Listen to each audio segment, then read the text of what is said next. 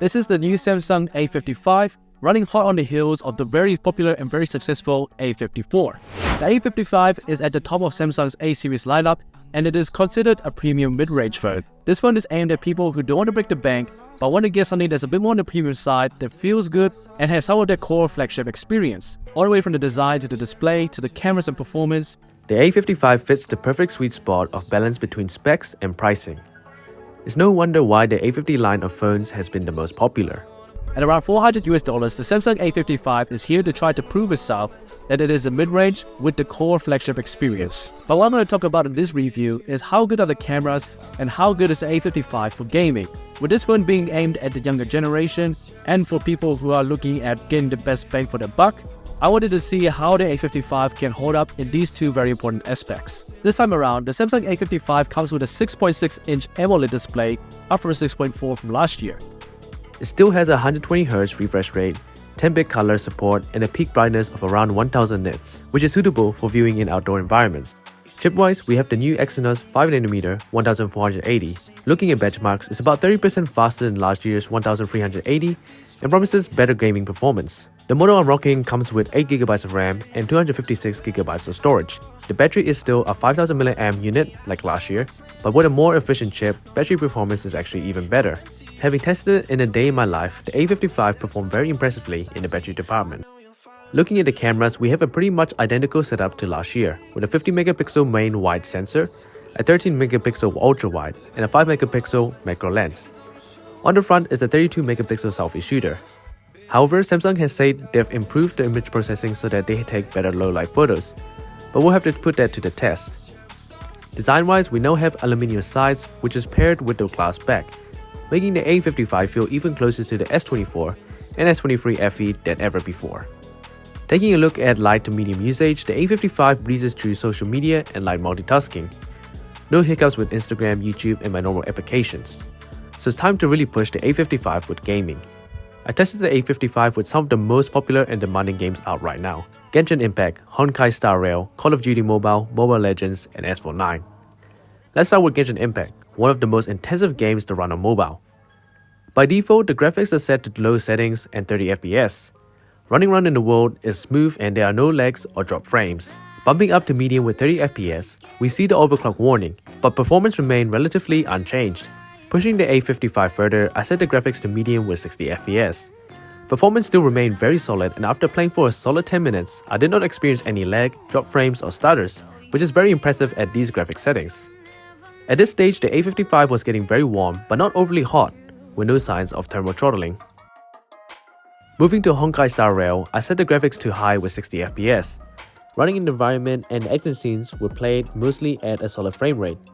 However, in some of the fighting scenes, there were some lags in the action shots.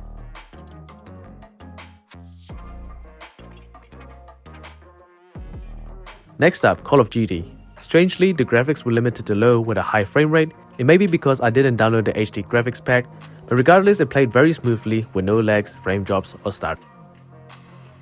Asphalt 9 is a pretty easy game to run and was no problem for the A55. Running at high graphics, all the crash scenes and racing through the different areas was no issue. Lastly, we have Mobile Legends. Setting both the graphics and frame rate to ultra issued an overclocking warning. However, the A55 handled it with no issues and ran the game very smoothly. In conclusion, the A55 handles gaming very well and can run most heavy games at medium graphics with no issues. Light games can be played at the max settings very smoothly. Overall, the gaming experience on the A55 is very impressive for its price, handling intense games such as Genshin Impact while retaining a solid frame rate at good graphics. Alright, now we're done with gaming, it's time to dive into the cameras on the A55. Now there are a few things I noticed. 1. Focus can be very hit or miss. 2. Dynamic range doesn't always get it right. And 3. The macro lens does not replace a proper telephoto. Now let's take a look into what I mean by this. Starting off with the main 50MP sensor, it can shoot some really nice shots and capture great details in a variety of lighting, which is great to see on a phone at this price range. However, the focus is very hit or miss.